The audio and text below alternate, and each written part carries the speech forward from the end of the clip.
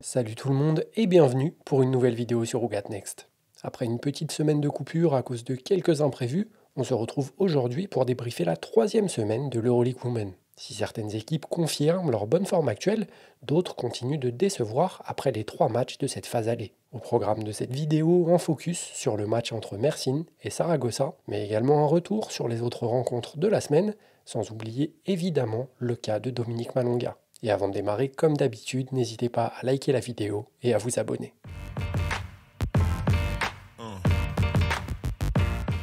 Et comme chaque semaine, avant de rentrer dans le vif du sujet et débriefer les rencontres, on passe tout de suite sur les actualités des dernières semaines dans les news. La première actualité, et c'est la plus récente puisqu'elle est tombée dans l'après-midi, c'est l'arrivée de Bridget Carlton du côté de Prague. La Canadienne, qui était à Mersin l'an passé, a profité de quelques semaines de repos après sa saison en WNBA du côté de Minnesota pour se ressourcer et recharger les batteries, et elle arrive dans le club tchèque, prête à en découdre, et on espère donc la voir assez rapidement sur les parquets, pourquoi pas dès cette semaine en Euroleague. Restons dans les arrivées puisque Valencia enregistre le retour de Leonie Fibic au sein de son équipe. Si on attendait plutôt son retour aux alentours du mois de janvier, comme la saison dernière, la joueuse de New York a débarqué cette semaine du côté de l'Espagne et a même disputé ses premières minutes avec son équipe ce week-end contre Jairis, le club de Lou Lopez Sénéchal. Et on reste dans les arrivées, mais cette fois-ci du côté de la Turquie, puisque le Fenerbahçe a accueilli Kayla McBride et Megan Gustafsson dans son effectif. Les deux joueuses ont d'ailleurs déjà pris part à la dernière rencontre d'Euroleague de leur club face à l'Olympiakos cette semaine. Si pour Megan Gustafsson, l'arrivée était prévue assez rapidement après son sacre avec Vegas en WNBA, pour Kayla McBride, c'est un petit peu une surprise de l'avoir arrivée si tôt dans la saison. On savait en effet qu'elle allait rejoindre le club turc dans l'année, mais on ne savait pas exactement quand.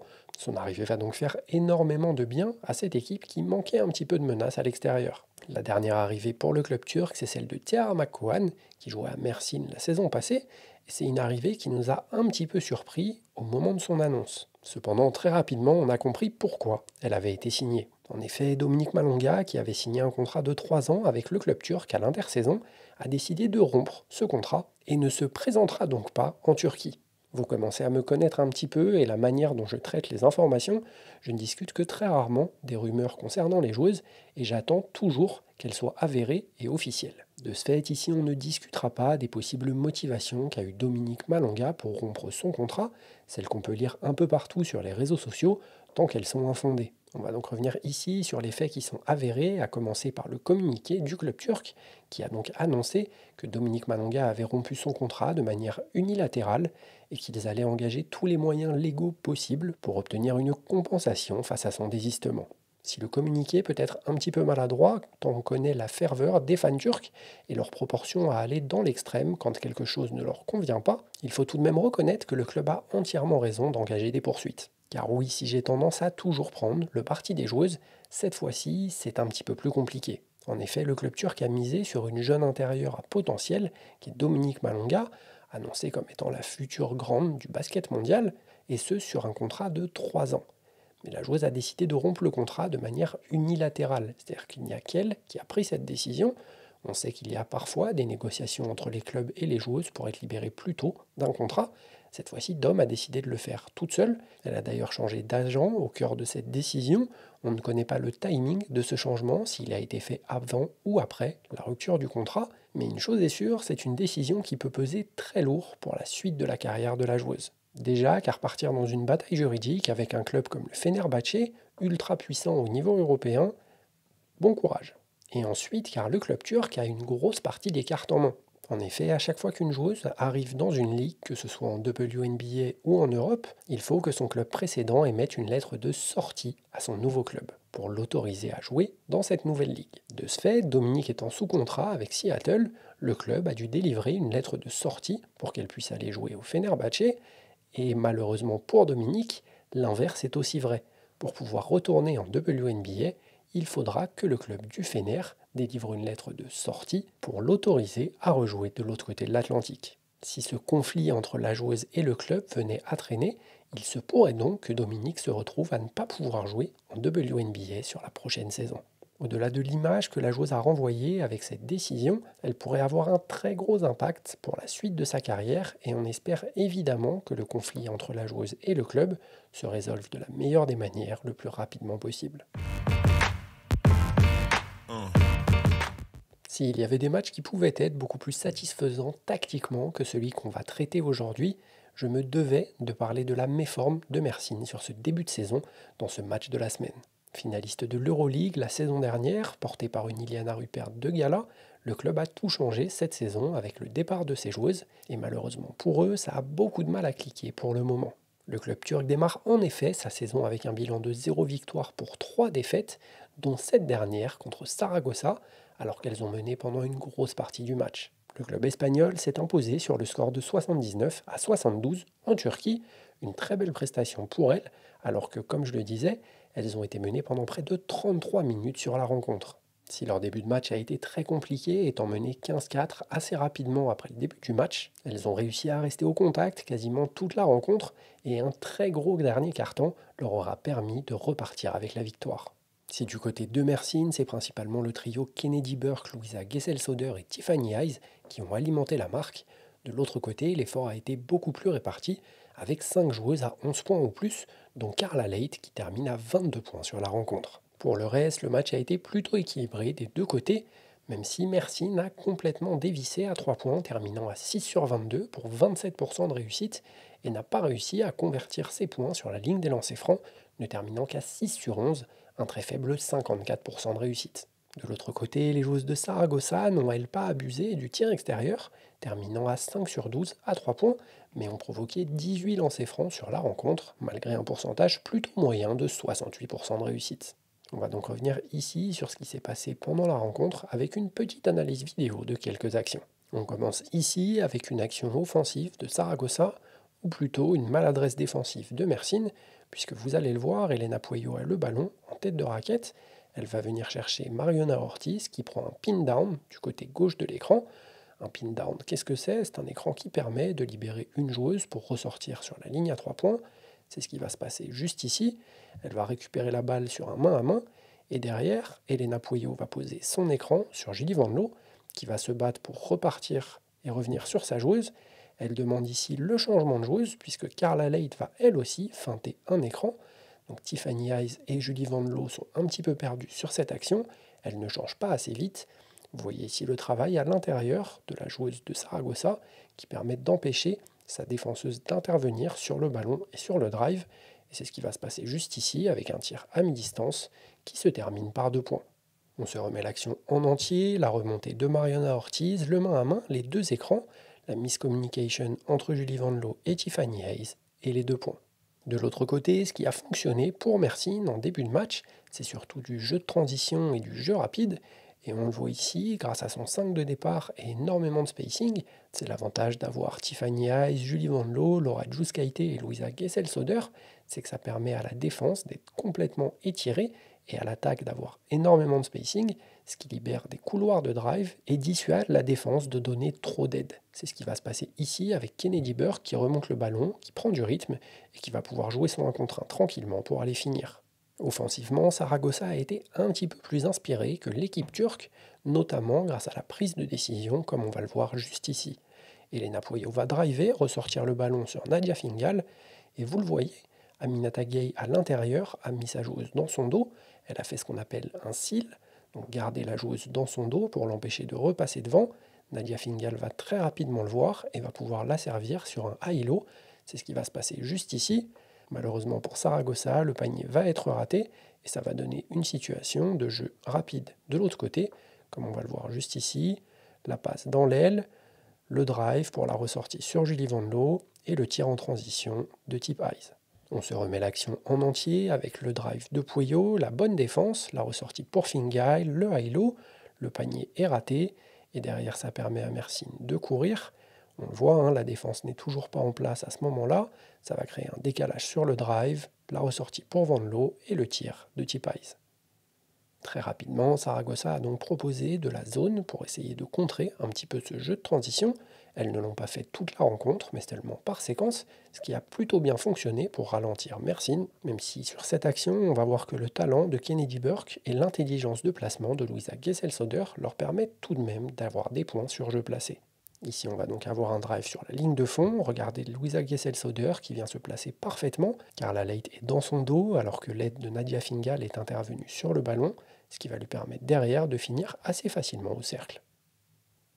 On se remet l'action depuis le début, le drive sur la ligne de fond, le placement de Louisa, l'aide qui est en retard et les 2 points.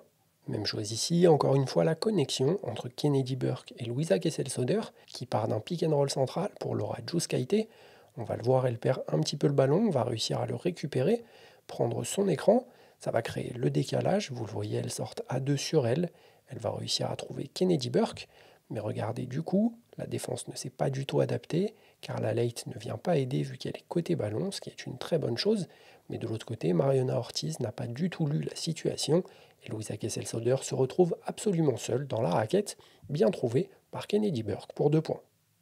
On se remet l'action en entier avec le pick and roll après le cafouillage, le bon décalage pour Kennedy Burke, Louisa qui se retrouve seule, et le panier. Côté Saragossa, on s'en est beaucoup remis à Carla Leight, en particulier en première mi-temps, pour trouver des solutions face à la défense de Mersine, et c'est ce qui va se passer juste ici. On va avoir le main à main d'Ortiz pour Carla Leight, elle va chasser de l'autre côté, Carla Leight va prendre l'écran, Louisa Gesell-Sauder est en drop, elle ne sort pas assez vite sur le tir, ce qui permet à Carla de déclencher, et avec la faute, elle va réussir à mettre son panier. On se remet l'action depuis le début, Carla qui va venir chercher le ballon, le pick and roll sur T-Pies, le drop de Gesell-Sauder et la faute avec le panier derrière pour Carla Leight. Mersine s'est beaucoup appuyé sur le physique de Kennedy Burke pour tenter d'aller chercher des points sur jeu placé. C'est ce qui va se passer juste ici, avec Julie Van Loo qui a la balle, qui va prendre le pick and roll. Et si on regarde ce qui se passe dans la raquette, on va avoir Tiffany Ice qui va ressortir à l'opposé, et l'écran de Laura Jouskaite pour Kennedy Burke, pour tenter une situation de high-low avec Julie Van Loo. C'est ce qui se passe juste ici, l'écran pour Nadia Fingal, qui est un petit peu mobile, on ne va pas se mentir. La défense n'est pas à l'heure, Nadia Fingal est prise dans l'écran, ce qui va permettre à Kennedy Burke de prendre sa position. Elle va être très bien servie et finir avec la faute. On se remet l'action sans coupure, avec le pic pour Julie Van Loo, l'écran dans le dos pour Burke, la situation de high-low et la très bonne finition avec la faute. Malheureusement pour Mersine, leur défense n'aura fait qu'empirer au fur et à mesure de la rencontre, comme on va le voir juste ici, sur une situation de pick and roll central avec Veronika Vorakova et Aminata Gay. Ici, elle va récupérer le ballon. Sur le pic, on va voir que Louisa Gesell-Sauder ne sort pas assez fort, elle est un petit peu en retard, ce qui va libérer la coupe d'Aminata Gay et obliger Kennedy Burke à venir dans l'aide, comme on le voit juste ici. Stéphanie Maouli se retrouve alors toute seule, obligeant la défenseuse de Carla Leight à venir faire le close-out, ce qui va permettre de renverser le ballon jusqu'à 0 degré pour le tir à 3 points de la joueuse française. On revoit l'action en entier avec le pick and roll central, le très bon renversement, l'aide qui est obligée d'intervenir, et le 3 points dans le corner ouvert pour Carla Leight. De son côté, Saragossa a également fait pas mal d'erreurs défensivement, en particulier sur le pick and roll, comme on va le voir juste ici. Le pick va être pris côté gauche, l'aide va venir assez fort, on va voir Nadia Fingal qui donne beaucoup trop d'aide côté ballon, Mariona Ortiz est complètement prise dans l'écran de Louisa Gesell-Sauder, ce qui oblige Mary Tempe à venir intervenir dans l'aide et libère complètement le passage pour Gesell-Sauder. On se remet l'action en entier avec le pick and roll, le retard de Mariona Ortiz, la coupe de Gesell-Sauder pour les 2 points. Grâce à une très bonne première mi-temps de Kennedy Burke, Mersine se retrouve en tête de 8 points après 20 minutes. Mais au retour des vestiaires, tout va être chamboulé. Saragossa arrive beaucoup mieux à gérer la transition et le jeu rapide de l'équipe turque, et ça leur permet de revenir beaucoup plus fort dans la rencontre. Je vous le disais tout à l'heure, Saragossa a été bien meilleur dans ses lectures de jeu sur cette rencontre, comme on va le voir ici sur cette action d'Elena Puello. On va avoir un renversement de Carla Leight vers la joueuse espagnole. Elle va alors lire la situation, prendre complètement Laura Jouskaite à contre-pied avec l'écran d'Aminata Gay. Jouskaite est prise dans l'écran, ce qui va permettre le tir à mi-distance d'Elena Puello, qui ne va pas se faire prier pour le convertir. On revoit l'action depuis le début, le très bon renversement, l'attaque du close-out en contre-pied, la prise de pique, la bonne lecture et le tir à mi-distance. Mersin a tout de même pu compter sur ses trois stars, Tiffany Hayes, Kennedy Burke et Louisa Gesell-Soder, pour tenter de garder Saragossa à distance, comme sur cette action, avec un très bon système pour libérer Tiffany Hayes. On va le voir ici, l'écran pour Kennedy Burke, pour essayer de jouer la situation de high-low qu'on a vu tout à l'heure avec Julie Van Loo. Ça ne va pas être possible. Derrière, Tiffany Burke va ressortir, prendre le pin down de son intérieur. La passe va arriver un petit peu à retardement sur le flair, mais vous le voyez, la défense est en retard. Veronika Voráčová ouvre totalement la ligne de fond, et après une feinte de départ, Tiffany Hayes va avoir l'accès au cercle complètement libre. On se remet l'action avec le premier écran de Tip Hayes pour Kennedy Burke. La situation n'est pas possible. On va alors jouer sur le pin down et l'attaque de la ligne de fond. Les joueuses de Saragossa vont continuer de faire vivre quant à elles le ballon avec des très bonnes lectures des situations, comme c'est le cas juste ici, avec un premier pick and roll pour Elena Pueyo, qui va renverser le ballon sur Nadia Fingal. Julie Van Loo en défense est en retard sur la joueuse à 0 degré, ce qui va l'obliger à ressortir très fort, libérer l'espace au poste bas pour Aminata Gay. Le ballon arrive dans le bon timing, ce qui va lui permettre d'avoir tout l'espace et le temps nécessaire pour jouer son 1 contre 1 sur Louisa Gesell-Soder. On se remet l'action en entier, comme vous allez le voir, rien de bien sorcier, juste un très bon mouvement de ballon et des ballons qui arrivent dans le bon timing. Le premier pick and roll, le renversement à l'opposé, la passe à 0, on sert l'intérieur qui a tout le temps pour jouer son 1 contre 1. Comme tout à l'heure ici, on a de nouveau une démonstration de l'intelligence de placement de Louisa Gesell-Soder et la très bonne connexion avec Kennedy Burke. Un premier pick and roll avec Kennedy Burke en poseuse d'écran qui va recevoir le ballon. Elle va ensuite pouvoir attaquer dans l'axe pour jouer son 1 contre 1 et regarder le comportement de Louisa Gesell-Soder qui a déjà lu la situation et qui va se retrouver dans la bascule, ce qui veut dire que quand on attaque dans l'axe, elle va se proposer ligne de fond à l'opposé, comme ça va être le cas juste ici, la très bonne coupe pour le panier. On revoit l'action depuis le début, l'écran, elle va recevoir le ballon, attaquer son vis-à-vis et la très bonne coupe pour les 2 points. Sur l'action suivante, Mersin a plutôt bien défendu, mais malheureusement les 5 joueuses n'étaient pas concernées par ce qui se passait autour du ballon, comme on va le voir juste ici, avec la ressortie pour Stéphanie Maouli. Le pick and roll, ça va venir sortir très fort pour Louisa Gesell-Soder. À ce moment-là, on se dit que Laura Djouskaite et elle ont déjà changé de joueuse, mais Djouskaite va alors revenir vers la balle, ce qui va libérer complètement Aminata Gay sous le panier. Julie Van Loo est totalement perdue dans l'aide, elle n'intervient absolument pas sur la joueuse qui est toute seule dans la raquette, et ce qui va permettre d'avoir 2 points. On revoit l'action juste ici avec le pick and roll, la sortie très fort, et Aminata Gay qui se retrouve entièrement seule dans la raquette. On entend parfois qu'il faut des schémas très compliqués pour tenter de libérer des joueuses et avoir des paniers faciles. Regardez sur cette action, rien de plus simple, un écran de Laura Djouskaite pour Louisa Gesell-Soder et qui va lui permettre d'arriver au poste haut totalement libre, comme on le voit juste ici. Une fois qu'elle a reçu le ballon, elle prend tout de suite l'information, elle voit que Kennedy Burke a déjà amorcé sa coupe pour prendre Nadia Fingal de vitesse. Laura Djouskaite aurait déjà dû être beaucoup plus large à 3 points pour éviter de ramener sa joueuse dans le couloir de drive de Kennedy Burke, mais la qualité de passe de Louisa Gesell-Soder va tout de même permettre à Mersin de scorer 2 points. Un passé va d'école qu'on va revoir juste ici et qui nous montre qu'il n'y a pas besoin de système très compliqué pour marquer des points en Euroleague. La remontée sur le poste haut, la coupe très rapide et la très bonne passe pour les 2 points. Et vous vous souvenez quand je vous parlais de l'intelligence de jeu de Louisa Gesell-Soder?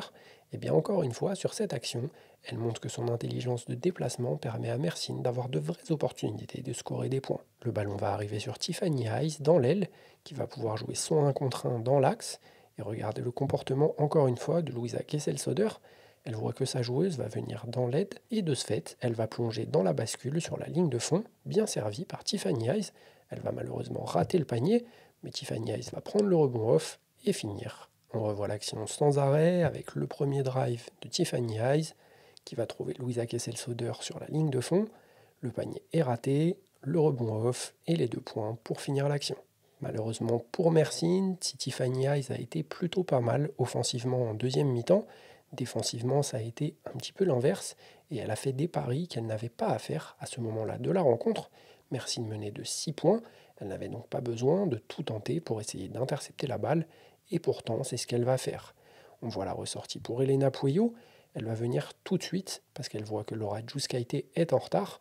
sauf que la prise à deux n'est pas assez forte, ça va laisser de l'espace à Elena Pueyo de faire la passe, à Mariona Ortiz qui revient dans les limites du terrain, et de finir avec 2 points. On le revoit à vitesse réelle, la sortie pour Elena Pueyo, et si on regarde de l'autre côté dans l'aide, la joueuse n'intervient pas assez rapidement sur Mariona Ortiz, qui peut finir tranquillement son action.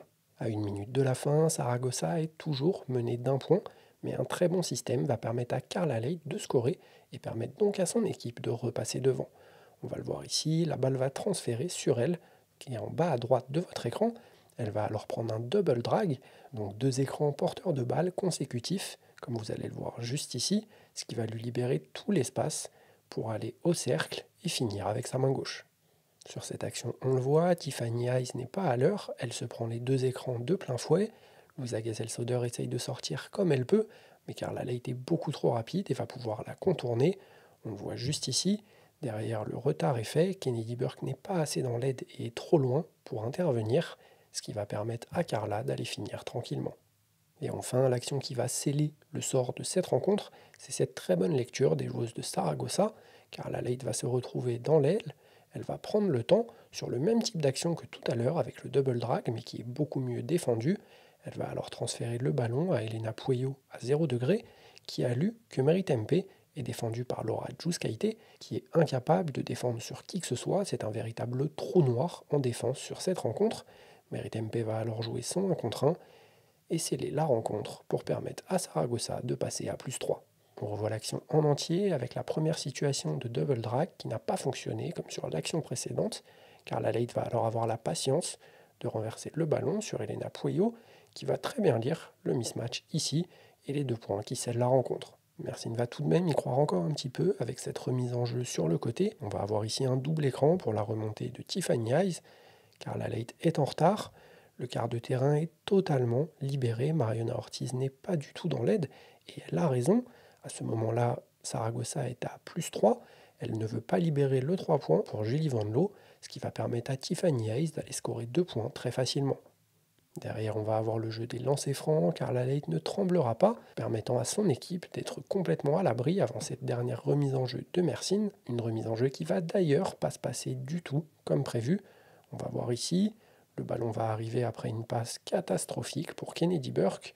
Le ballon est intercepté, Elena Pueyo la récupère, elle balance une prière qui va finir par rentrer, ce qui permet à Saragossa de s'imposer de 7 points après avoir été menée pendant 33 minutes.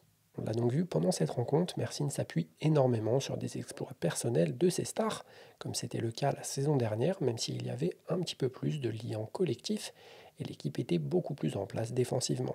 De son côté, Saragossa a bien mieux joué, surtout au niveau des lectures de jeu, et a su hausser le ton défensivement en deuxième mi-temps. L'équipe espagnole n'encaisse d'ailleurs que 29 points sur la deuxième période, une très belle performance face à cette équipe de Mersine, et l'intensité défensive qu'elles ont mis leur a permis d'intercepter beaucoup plus de ballons en deuxième mi-temps, et donc d'avoir plus de transitions et de jeux rapides, ce qui leur a même permis de scorer 44 points sur les 20 dernières minutes. Pour Mersine, cette défaite est une très mauvaise opération. Elle se retrouve à 0-3 dans un groupe très homogène où les 3 autres équipes sont à 2 victoires, 1 défaite. Pour tenter de se qualifier en deuxième phase, l'équipe n'a donc quasiment plus le droit à l'erreur. Il faut qu'elle gagne quasiment toutes leurs rencontres et espérer des faux pas de ses adversaires. La mauvaise nouvelle pour le club turc, c'est que sur ces 3 matchs restants, il y en a 2 qui sont à l'extérieur, un à Mont-de-Marsan et un à Saragossa, 2 salles dans lesquelles il peut être très difficile de s'imposer. Saragossa, quant à elle, a montré de belles choses sur cette rencontre.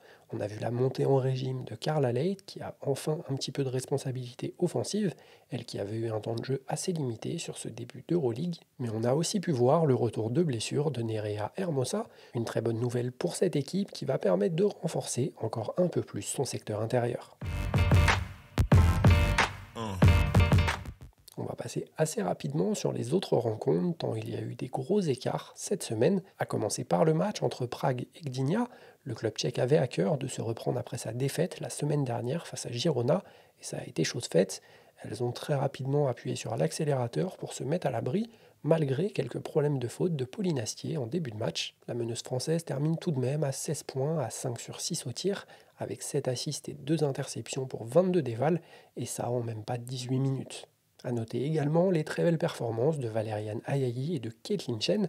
Les deux finissent assez proches d'un triple-double. Et je voulais tout de même faire une petite mention à MSEOF qui fait un très bon début de saison, que ce soit en Ligue domestique ou en Euroleague. Si j'ai pu être assez critique à son égard la saison dernière, en particulier lors du Final Six, eh bien en ce début de saison, elle arrive à me faire mentir et est le parfait complément d'Emma Tchekova et de Keke Thompson dans la raquette.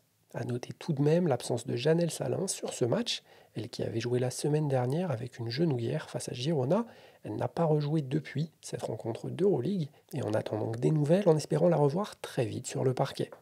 On reste dans le groupe A avec la rencontre entre Girona et Bourges et une victoire de l'équipe espagnole 92-62. Si je n'étais pas particulièrement emballé par Girona lors de ma preview de l'Euroleague, force est de constater que c'est certainement la meilleure équipe d'Europe sur ce début de saison. Derrière le métronome Mariam Koulibaly à l'intérieur, le duo Clara Holm et Juste Yosité fait des merveilles, même si cette semaine, Clara Holm a été un petit peu en dessous de son niveau habituel, elle a été très bien suppléée par la Lituanienne. Laura Quevedo apporte toute son expérience et son adresse extérieure dans une équipe qui défend très fort et qui arrive à mettre énormément de rythme et à emballer les rencontres de cette manière. De l'autre côté, Bourges n'aura jamais réussi à exister dans cette rencontre, à l'image du début de saison de Marie-Paul Fopossi, et malheureusement sans Kariata Diaby, absente depuis quelques matchs, ça devient beaucoup plus compliqué pour l'équipe berruyère. J'aurais espéré voir un petit peu plus Alicia Tournebis sur le terrain pendant ce match, mais malheureusement elle a été cantonnée à moins de 10 minutes, alors qu'elle a fait de plutôt bons passages.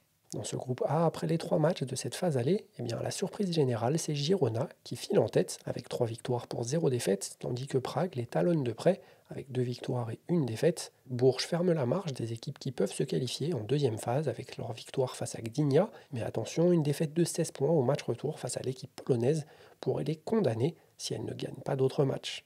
On passe au groupe B avec la rencontre entre Sopron et Galatasaray, et c'est l'équipe turque qui s'est imposée sur le score de 83-64. Si elles avaient très bien commencé la rencontre, les coéquipières de Dorka Youaz ont eu une panne sèche, à cheval entre la fin du troisième quart-temps et le début du deuxième, encaissant un cinglant 18-0 pour permettre à Sopron de revenir dans la rencontre. Derrière, les deux équipes ont fait à peu près jeu égal jusqu'à la mi-temps, avant que Galatasaray ne se réveille et mette un vrai coup d'accélérateur dans le troisième quart-temps sous l'impulsion du duo Camilla Smalls d'Orka Youaz. Derrière, elles ont pu gérer la fin de match et la maladresse de l'équipe de Sopron au global, qui termine à 23 sur 63 au tir, soit 36% de réussite, ne leur a pas permis d'essayer de revenir dans la rencontre.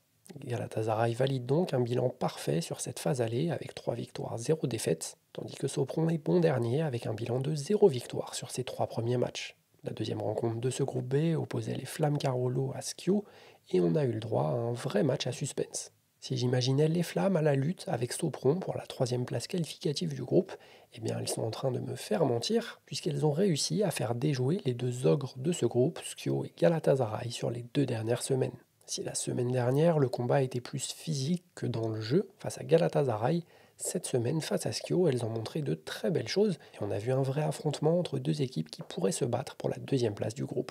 Les Flammes s'inclinent malheureusement 79-81 après un tir au buzzer à 3 points de Maya Hirsch qui a été refusé, parti quelques dixièmes de seconde après le buzzer final. Si Maria Condé a été maladroite du côté de Schio, elle a tout de même très bien distribué le jeu, c'est elle la créatrice principale de cette équipe, et elles ont surtout pu compter sur le scoring de Cecilia Zandalassini et de Jessica Shepherd. Cette dernière a d'ailleurs fait un véritable chantier dans le dernier quart, j'avais vraiment l'impression qu'elle était partout, que ce soit au rebond, à l'interception, à la marque, elle a vraiment été omniprésente dans les 10 dernières minutes. Du côté des Flammes, le club a pu compter sur le très bon match de Colline Franchelin qui termine à 14 points, 9 passes d'ess et qui a été décisive dans les dernières minutes. C'est d'ailleurs elle qui a un petit peu alimenté la marque grâce à ses pénétrations et ses très bonnes fixations pour ses coéquipières. A noter également la très bonne rentrée de Lucille Jérôme qui a joué seulement 12 minutes mais qui finit à 12 points et 5 passes d'ess et qui a vraiment laissé son impression sur cette rencontre. Elle fait un très bon début de saison du côté des Flammes Carolo et il faudra confirmer sur le reste de la saison. Une défaite crève-cœur pour les Flammes qui avaient pourtant marqué le game winner refusé pour quelques dixièmes comme je vous le disais, mais qui montre surtout qu'elles ne sont pas si loin des deux gros du groupe Galatasaray et Schio. Grâce à cette victoire, l'équipe italienne est donc 2e de ce groupe après les 3 premiers matchs avec un bilan de 2 victoires pour 1 défaite, tandis que les Flammes trustent de la 3e place avec 1 victoire face à Sopron et 2 défaites de très peu face à Galatasaray et Skio. On passe au groupe C avec le premier match entre le Fener et l'Olympiakos, une victoire de 21 points du Fener sur le score de 94 à 73, et comme d'habitude, on a eu un début de match assez poussif de la part de l'équipe turque, qui enregistrait tout de même le retour d'Emma Mesman et les arrivées de Kayla McBride et Megan Gustafsson, comme je vous le disais en début de vidéo. Si on sent que l'équipe turque manque énormément d'automatisme en ce début de saison, on voit quand même des principes de jeu plutôt sympas, avec beaucoup de lecture, et avec des joueuses aussi talentueuses qu'Emma Mesman, Iliana Rupert ou Julie Allemand, bien forcément, ça permet de gagner des matchs. On va évidemment attendre que l'équipe se développe un peu plus, elle qui enregistre quasiment chaque semaine l'arrivée d'une nouvelle joueuse et qui attendent encore l'arrivée de Gabby Williams qui devrait se faire au moment de la trêve. Mais on notera pour cette rencontre la très bonne prestation de Julie Allemand qui termine à 5 points et 4 bons, mais surtout 12 passes d'ess.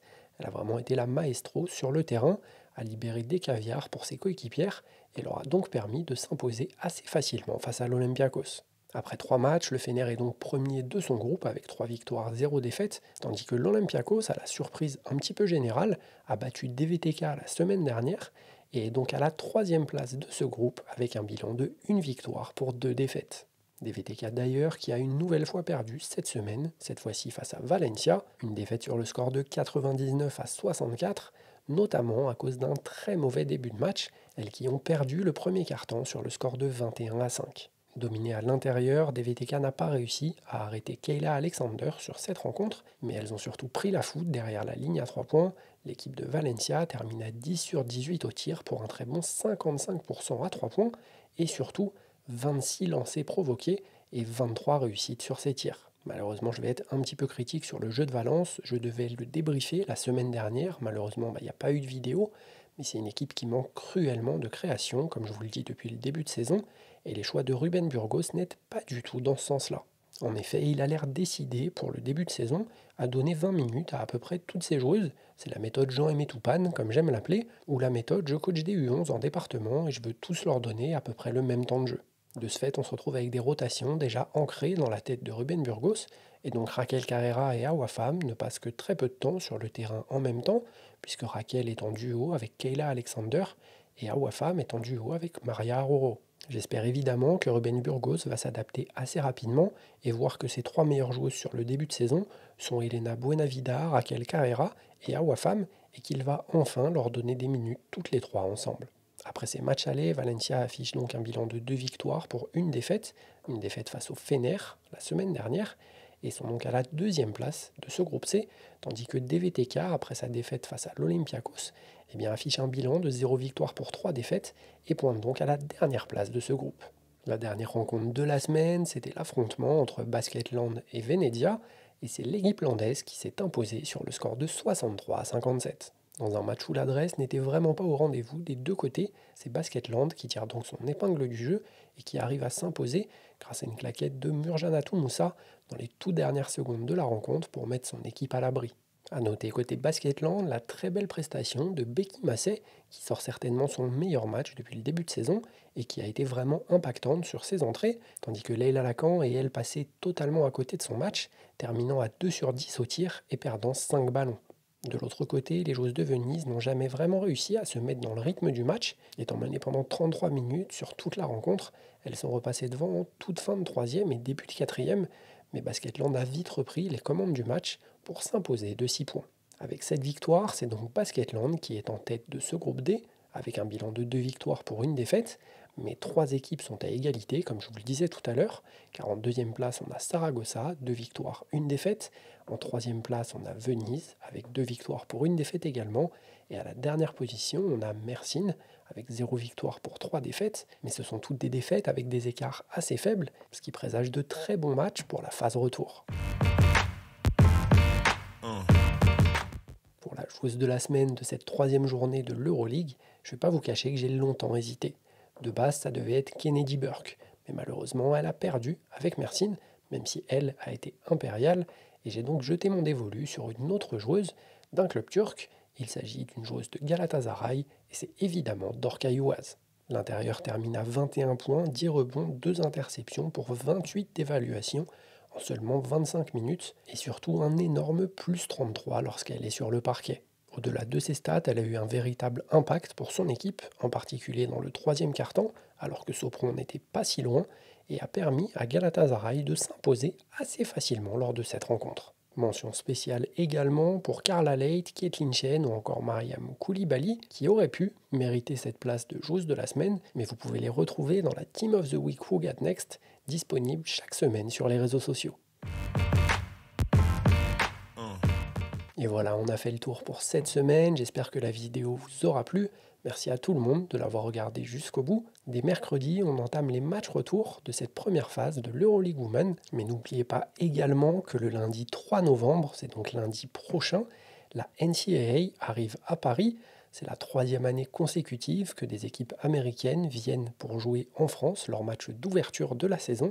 Et cette année, on aura la chance d'avoir Duke face à Baylor, mais également Vanderbilt face à Berkeley. L'occasion de voir des joueuses comme Toby Fournier ou encore Makayla Blakes, mais surtout la nouvelle coach de Team USA, Cara Lawson, qui est actuellement sur le banc de Duke. Si vous n'avez pas encore vos places et que vous êtes en région parisienne, n'hésitez pas, ça se passe à l'Adidas Arena le 3 novembre et il y a encore des places de disponibles. Avant de se quitter, n'oubliez pas comme d'habitude de liker la vidéo et de vous abonner si c'est toujours pas fait et de me dire dans les commentaires ce que vous avez pensé de cette troisième journée de l'Euroleague. Merci encore à tout le monde d'avoir regardé la vidéo jusqu'au bout. On se retrouve très vite. Peace out.